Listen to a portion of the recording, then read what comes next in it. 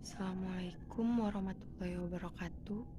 Kami dari kelompok 3 ingin mempresentasikan hasil dari review jurnal kami. Berikut pembahasan kami.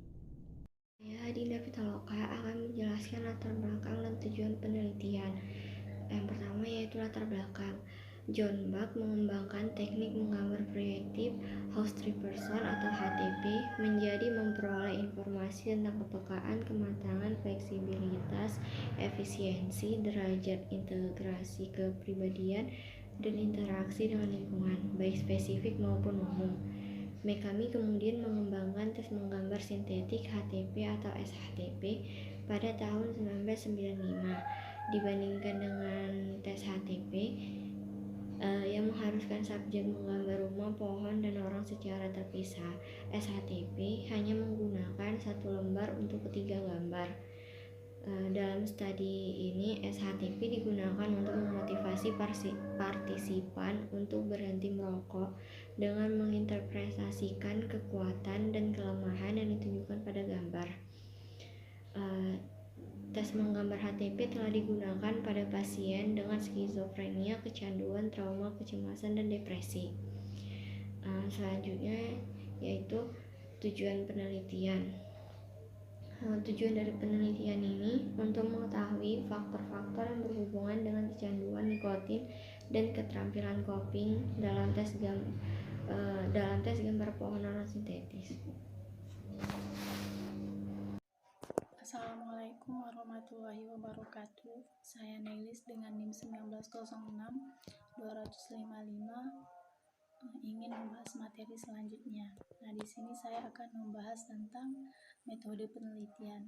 Nah, adapun metode penelitian dari jurnal yang kami review adalah deskriptif korelasional, dan juga di sini dicantumkan menggunakan metode penelitian kuantitatif. Dan selanjutnya saya akan membahas tentang subjek penelitian. Nah, subjek penelitiannya itu dibuat sebuah iklan di web.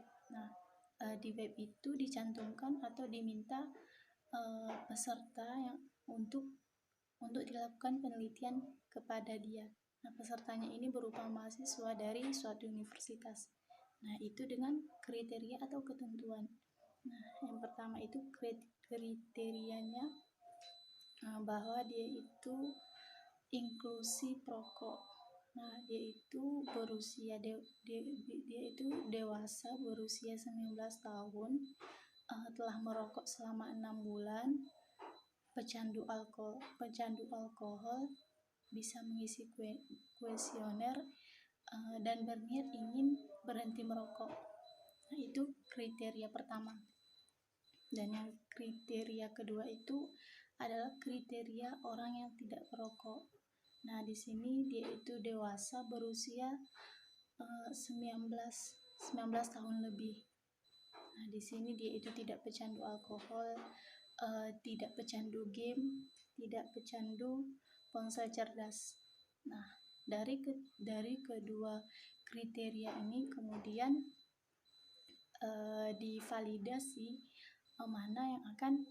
peserta mana yang akan diterima ataupun direkrut menjadi peserta untuk ditindaklanjuti ataupun dilakukan penelitian kepada dia. Nah, setelah itu ketika sudah ketemu hasil validnya ataupun peserta yang sudah sesuai dengan kriteria, nah itu juga dikelompokkan. Ada nanti setelah semuanya dilakukan pendataan, maka hasil yang dibutuhkan ada sejumlah 164 perokok saja dan 60 bukan perokok. Nah, dan itu yang hanya direkrut. Demikian presentasi saya. Assalamualaikum warahmatullahi wabarakatuh. Hasil penelitian. Di antara 224 peserta dalam studi awal, 126 perokok dan 60 bukan perokok menyelesaikan tes SHTP. Dalam studi ini, 165 peserta menyelesaikan MCSR, 118 peserta menyelesaikan NDSS. Usia rata-rata perokok adalah 27 kurang lebih 5,59 dan 24 kurang lebih 1,60 di antara non-perokok. Di antara semua partisipan, 90,9% perokok dan 100% bukan perokok mahasiswa. Mengenai jenis kelamin, 95,2% perokok dan 100% bukan perokok adalah laki-laki. Saya, Adelia Rizwani, akan melanjutkan penjelasan dari hasil penelitian. Yang kedua, ada korelasi antara gambar SHTP, keterampilan mengatasi, dan kecanduan nikotin. Ada korelasi antara gambar SHTP dan kecanduan nikotin. Pada tabel 2, kecanduan nikotin berkorelasi positif dengan bagian rumah yang tidak proporsional. Bagian rumah 2 dimensi berkorelasi negatif dengan kritik R sama dengan 20, P sama dengan 0,11. Posisi pusat rumah pada garis vertikal kertas berkorelasi negatif dengan fatalisme. Dinding primer persegi panjang berkorelasi positif dengan ketekunan. Gambar 2 menunjukkan perbedaan dalam gambar SHTP berdasarkan keterampilan mengatasi.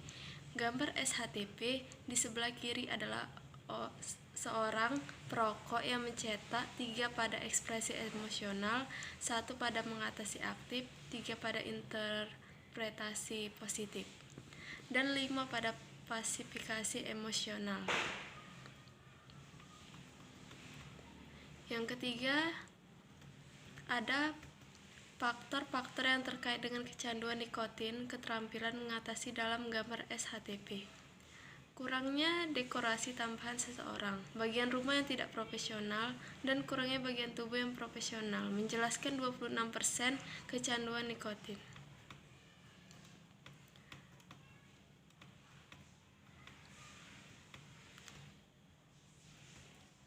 Dekorasi tambahan seseorang dan bagian tubuh yang profesional mengurangi kecanduan nikotin masing-masing 28% dan 17%. Sementara bagian rumah yang tidak profesional meningkatkan kecanduan nikotin sebesar 39%. Prediktor mengatasi aktif adalah lokasi sentral pada garis vertikal pohon dan bagian tubuh 2 dimensi. Bagian pohon yang tidak profesional meningkatkan fatalisme sebesar 21%, sedangkan posisi sentral dari garis vertikal rumah mengalami penurunan fatalisme sebesar 17%. Sekian penjelasan dari saya. Hasil diskusi. Hasil penelitian ini menunjukkan bahwa bukan perokok lebih banyak menggambarkan bagian dekoratif rumah dan seseorang, bagian tubuh 2 dimensi, dan bagian tubuh proporsional dibandingkan dengan perokok. Perokok menggambarkan batang dan cabang pohon yang lebih tidak proporsional dan tidak menggambarkan hidung, bibir, atau mata, dan umumnya menggambarkan tubuh 1 dimensi dibandingkan dengan bukan perokok. Kesimpulan dari review jurnal kami ialah ada korelasi antara gambar SHTP, kecanduan nikotin, dan keterampilan mengatasi. Prediktor kecanduan nikotin adalah kurangnya dekorasi tambahan seseorang, bagian rumah yang tidak proporsional, dan kurangnya bagian tubuh yang proporsional. Hasil penelitian ini menunjukkan bahwa gambar SHTP berbeda dengan kecanduan nikotin dan keterampilan coping konflik kepentingan. Para penulis menyatakan bahwa mereka tidak memiliki konflik kepentingan.